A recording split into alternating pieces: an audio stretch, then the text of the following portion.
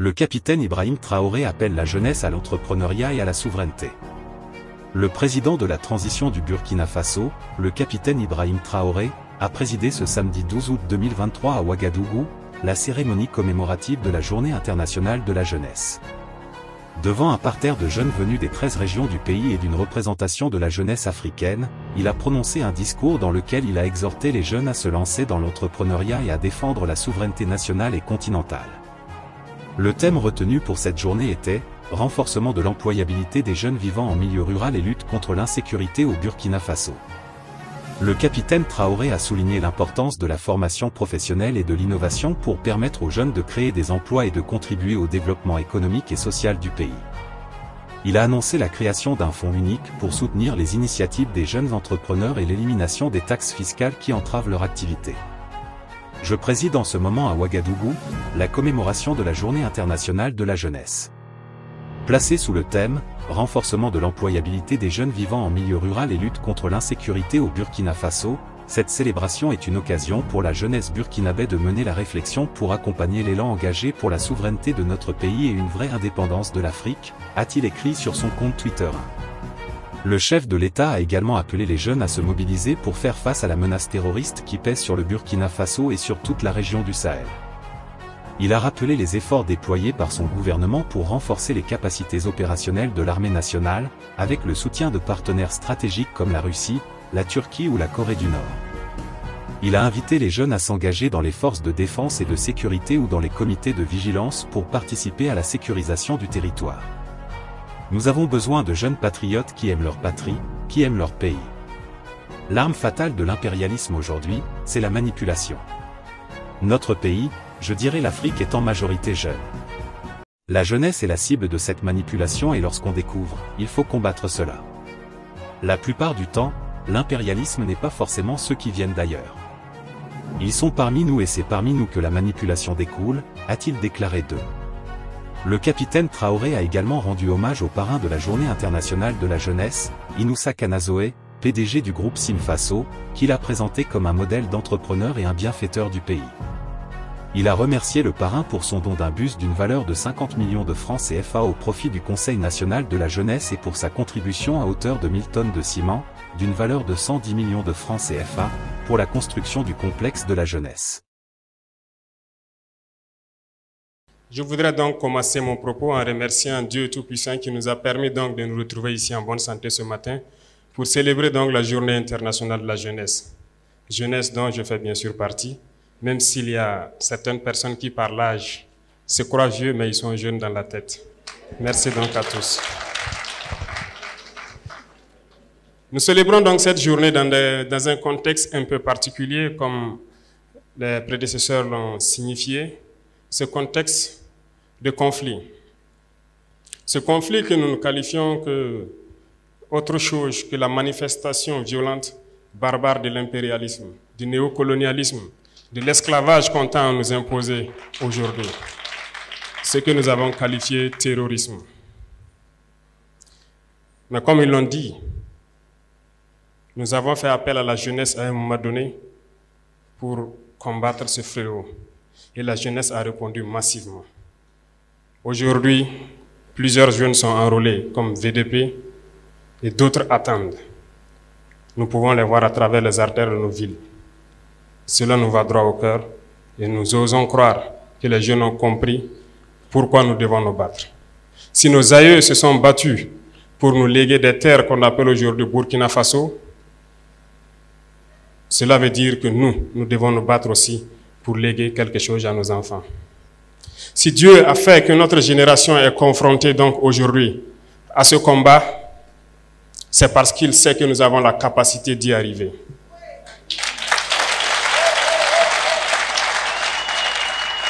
Et je sais compter sur tous pour qu'on y arrive. Le combat n'est pas seulement que militaire sur le terrain, mais le combat est beaucoup plus profond. Dans ce sens que nous devons aussi combattre à changer la mentalité. Notre génération a peut-être grandi dans un système qui nous a façonnés, qui est très difficile à changer peut-être, mais pas impossible. Peut-être que parmi nous, certains se retrouvent encore avec peut-être des caractères dont on ignore la portée, mais j'aime le dire, pour citer un auteur, il n'est pas d'homme plus méchant qui ne puisse changer son cœur si on lui enseigne comme il le faut les voies de la sagesse. Je pense que chacun d'entre nous peut changer. Et dans ce sens, il y va de soi qu'on puisse se pardonner lorsque quelqu'un n'est pas sur la voie qu'on espère, mais en même temps en lui enseignant les bonnes manières pour qu'on puisse changer. Parce que l'arme fatale de l'impérialisme aujourd'hui, c'est la manipulation. Et la jeunesse est la cible. Notre pays, ou je dirais l'Afrique, est en majorité jeune.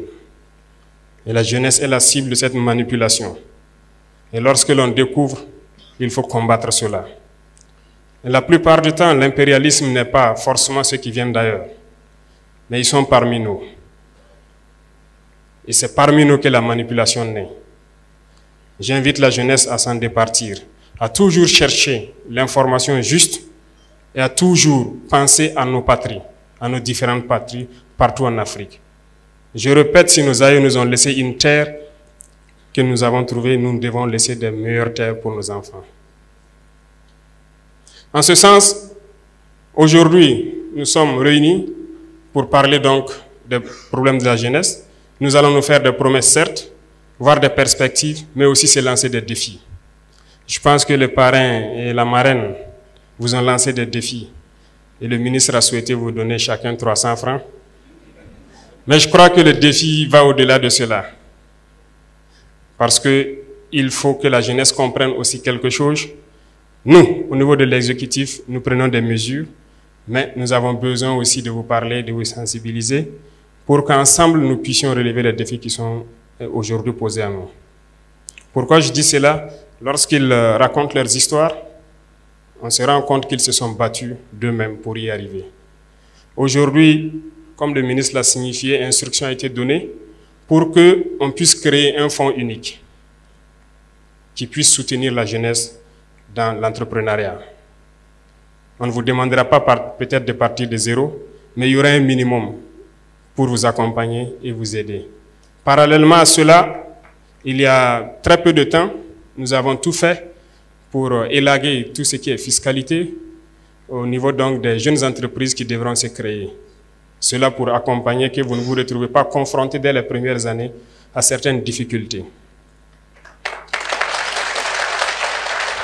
En plus de tout ça, je pense, comme il l'a annoncé, nous pensons beaucoup à la formation professionnelle.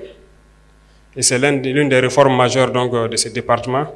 Et je pense qu'au passage à l'université, on l'avait bien fait savoir, il ne s'agit pas aujourd'hui de bosser, d'avoir un diplôme et de chercher à être employé. Il s'agit aussi d'apprendre des métiers et de pouvoir exercer.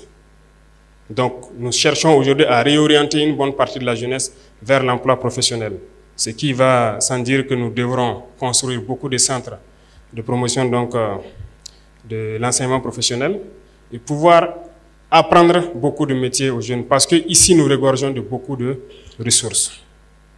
Il y a assez de réformes donc, en faveur de la jeunesse qui sont en cours et à travers le monde nous avons pu comprendre que nous pouvons y arriver parce que nous avons assez de ressources à faire valoir à l'extérieur.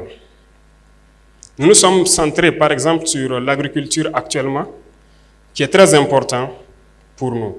Parce que je le disais tantôt, l'autosuffisance alimentaire, c'est un combat.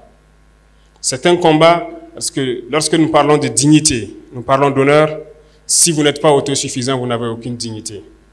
Lorsqu'un père doit rentrer le soir à la maison et qu'il n'a aucune graine à mettre dans l'assiette de son fils, il ne peut pas parler de dignité. Toute la famille vivra dans l'indignité parce que la femme devra se battre comme elle peut, de toutes les manières que vous puissiez imaginer, pour trouver à manger. Il n'y a pas de dignité une fois qu'on ne mange pas sa faim. Il n'y a pas de dignité lorsque nous tendons la main. Et voyez-vous cette nouvelle forme donc, de néocolonialisme dont on parle, qui tend donc à ramener notre jeunesse à des mendiants, à des assistés chroniques. Nous nous battons contre cela. Lorsque vous dites à un partenaire qui est prêt peut-être à vous servir de, comment je dis, mobile money, jusqu'à 100 milliards, mais lorsque vous dites à ce même partenaire, non, servez donc à mobile money 20 milliards, Et 80 milliards, nous allons faire des projets structurants donc, de production agricole pour les jeunes. Ils ne sont pas d'accord. Ça doit nous interpeller. L'objectif, c'est de vous maintenir dans cet assistanat permanent. C'est de vous empêcher de pouvoir produire de vous-même et de vous en sortir. Et chaque fois, on vous donnera un peu et on vous dira de rester là. N'ayez pas peur d'entreprendre. N'ayez pas peur d'entreprendre, il faut vous lancer. C'est dur, souvent très dur. Vous allez trébucher, vous allez souvent vous retrouver à genoux. Comme diraient certains, profitez, faites une prière, appuyez sur la paume, relevez-vous et marchez toujours. Ne vous arrêtez jamais.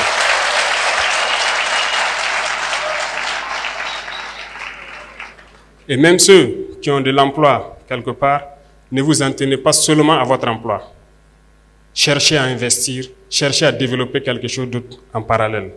Parce que depuis, comme je vous disais, notre génération est dans un système assez complexe. On nous a peut-être appris qu'il faut juste avoir un emploi, un bureau, et on s'assoit et voilà, le salaire tombe à la fin du mois.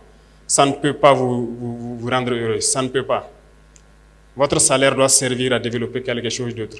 Nous sommes militaires, moi je suis entrepreneur aussi depuis quelques années de cela, en tant que jeune.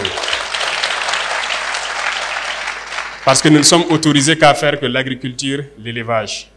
Je pense que les dévanciers qui ont mis ça dans les textes, ils ont très bien compris. Et nous participons donc à cela. Nous avons essayé, nous avons vu que c'est dur, mais la plupart du temps, lorsqu'on persévère, on peut finir par se frotter les mains. Donc je vous encourage à ne pas vous décourager. Pour ceux qui sont en train de chercher à entreprendre, ne vous découragez jamais. Il faut reprendre. Le chemin est toujours plein d'embûches. Mais vous ne devez pas vous arrêter, parce que vous allez finir par réussir. Nous sommes extrêmement riches ici au Burkina, nous pensons le temps à le dire. Aujourd'hui, nous décidons de réorganiser un peu notre société. Certes, certains textes ou certaines conventions qui avaient été signées étaient très contraignantes, faisaient que notre pays aurait du mal à s'en sortir.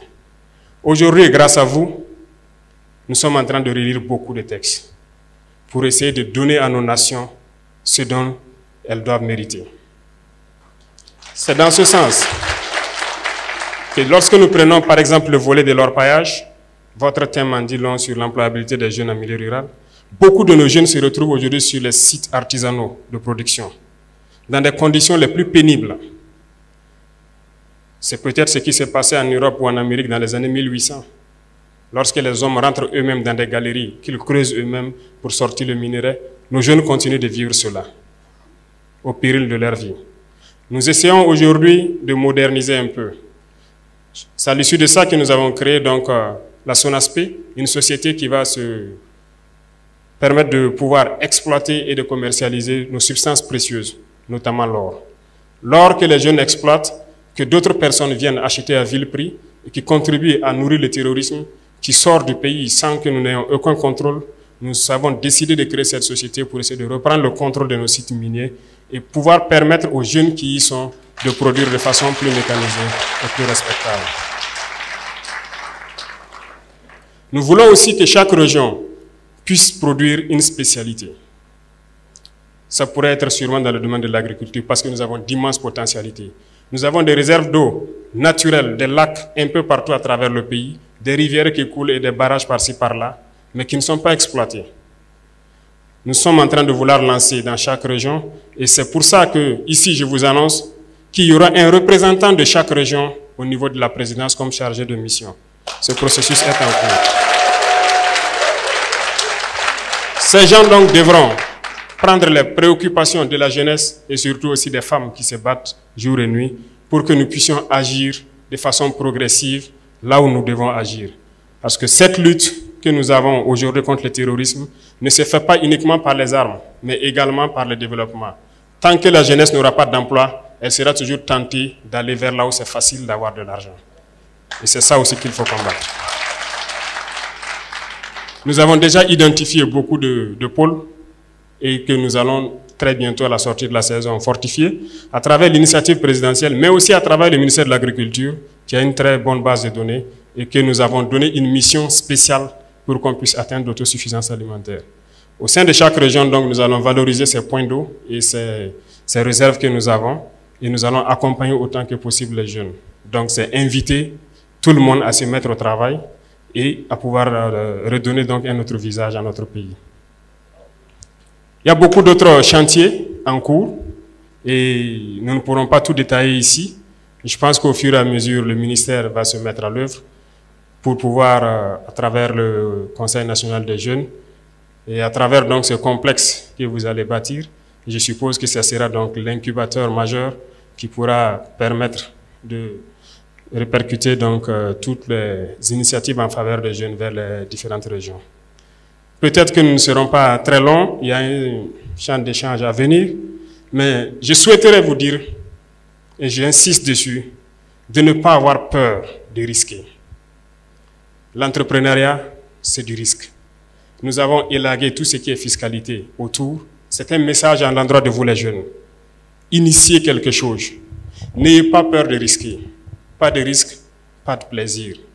Risquez, lancez-vous. On vous accompagnera autant qu'on peut. Et pour ceux qui se battent actuellement, nous essayons de faire le maximum possible pour donner tout ce dont ils ont besoin. C'est le lieu pour moi de rendre hommage donc à tous ces jeunes qui se sont engagés sans état d'âme, comme VDP, qui sont aujourd'hui sur le terrain, sous la pluie, sous la brume, dans la boue, partout où on les demande de partir, ils se battent sur le terrain pour essayer de récupérer nos terres et donner donc à ce pays ce qu'on appelle l'intégrité territoriale. Et chacun à son niveau doit donc pouvoir aussi, à défaut de prendre la Kalachnikov, prendre autre chose pour participer au développement de cette patrie. Et ça, nous ne comptons que sur vous les jeunes. Je disais tout de suite donc aux parrains et à la marraine que j'allais forcer la main à ces grands opérateurs économiques du pays, et je pense que certains sont là. Donc apprêtez-vous, on va vous forcer la main pour créer des initiatives donc pour les jeunes. Nous avons donc lancé l'APEC dans ce sens-là pour permettre de créer ce qu'on appelle nos entreprises que nous voulons mettre sur place. Parce que nous le disons, c'est inconcevable que nous puissions ici produire de la tomate et que nous importons de la pâte de tomate. C'est absurde que nous avons tous les produits oléagineux ici et que nous ne puissions pas les transformer. Nous avons lancé cela et je vous invite à souscrire massivement parce que nous allons créer nos entreprises ici sur place et développer. Certes, des esprits impérialistes pourront essayer de vous détourner de l'objectif, mais écoutez, visez loin, visez très loin, réfléchissez et voyez ce qu'on va faire. Merci donc à tous ces jeunes qui sont déplacés à travers l'Afrique pour venir soutenir leurs frères et leurs camarades du Burkina Faso. Nous vous disons merci, nous vous souhaitons de passer un très bon séjour au Burkina Faso et souhaitons que vous puissiez retourner en paix et aussi lancer le message à l'endroit de toute la jeunesse africaine.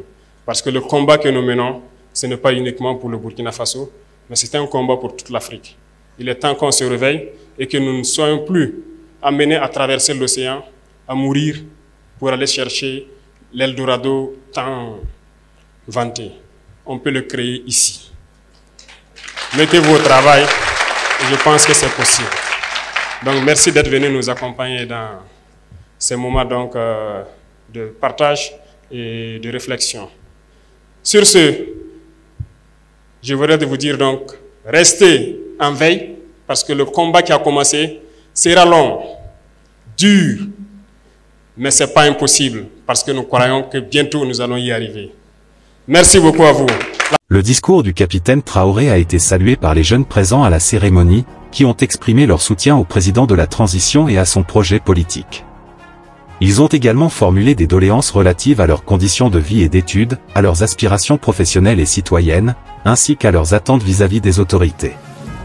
Le capitaine Traoré a promis d'étudier ces doléances avec attention et d'y apporter des réponses appropriées.